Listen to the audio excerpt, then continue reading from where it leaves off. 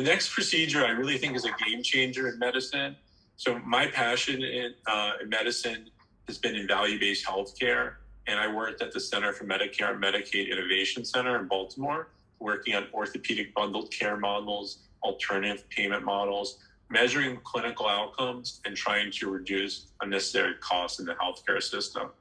And this procedure was invented at Mayo Clinic that allows me to see all the dangerous structures under ultrasound and actually cut the ligament under ultrasound without any incision in the hand.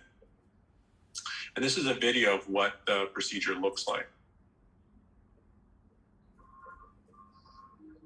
And so what we do under ultrasound guidance is we identify the nerve and we identify the artery.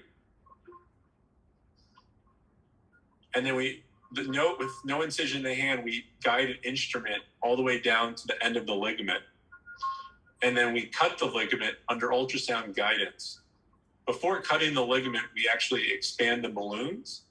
And once the balloons are expanded, we take the instrument and we're able to cut the ligament completely, making sure we get a thorough release of the ligament. And then we also make sure that we're not near any dangerous structures.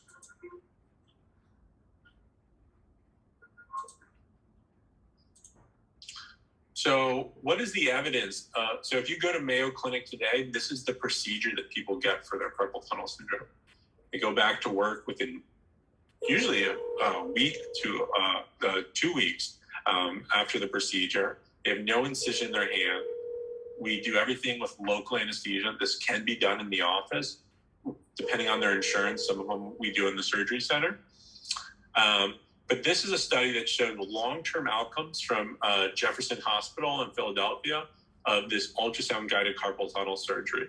And it showed 1-year outcomes that this surgery is safe, less invasive, and faster recovery than traditional surgery.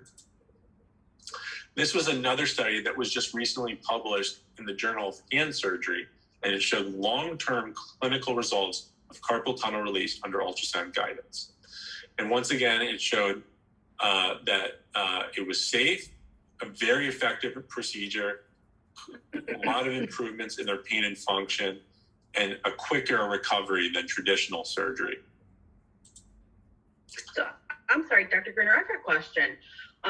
With regards to the return to work at 2 weeks post this procedure, are you looking at normally sedentary positions? Are you looking at medium duty, heavy duty? What is the gauge there for, the release for the patient at this point, for them to return to work within their job duties?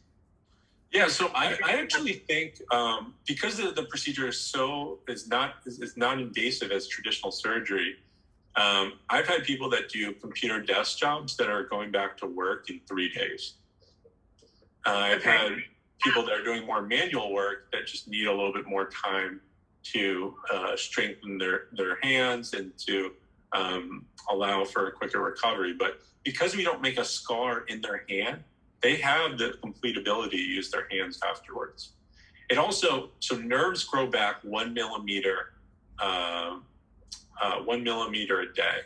So if you have had carpal tunnel for 15 years, it might take a month to regrow that nerve compared to someone who has moderate carpal tunnel syndrome.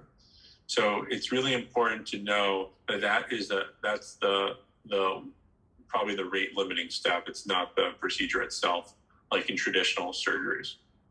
Okay, so someone that drives a bus or heavy equipment, we would be looking at somewhere within a week for them to return to work full duty. Full duty, but it depends on the severity of their injury. But right. Understood. Yeah. Okay. So I told you that my interest is in value-based healthcare, and I've been talking about this for over a decade now. But this was a study that showed that the cost savings of carpal tunnel release done in the clinic